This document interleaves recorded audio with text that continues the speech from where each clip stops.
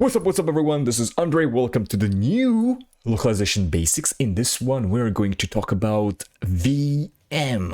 What the fuck is VM? VM stands for Vendor Management. Management, or the role of a vendor manager. So what exactly does a vendor manager do? They manage the vendors. We didn't talk much about who are vendors, although the situation is very simple. You have an LSP, go check a previous video. LSP provide localization or language services for their clients. But the way that they do it is that they don't actually have million gazillion translators employed working for the LSP. What they actually do is they outsource. What they do is that they actually outsource the work to multiple freelancers around the world. And this can also be other LSPs as well. And guess what? The person who is actually managing all these external partners or the vendors is the vendor manager, right? So what their role is that they need to find the right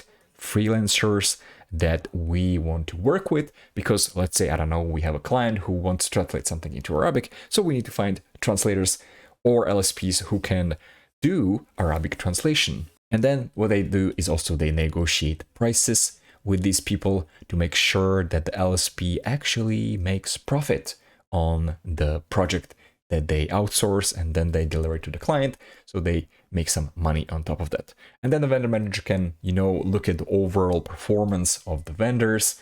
If there are some escalations from the PM, they can contact the freelancers and try to work out a plan. Or if people don't work out, they just slowly try to get rid of them. And that's the role of a vendor manager. What else they can do? They can also help with their training, because, if you have new tools that your clients want you to use and your freelancers don't know how to use them, you might want to train them. That's another thing that they can do. And that's it. In general, try to be supportive to the freelancers, because in a way, they're a part of your team. So that is what is VM, vendor management, or the role of a vendor manager. See you in the next one.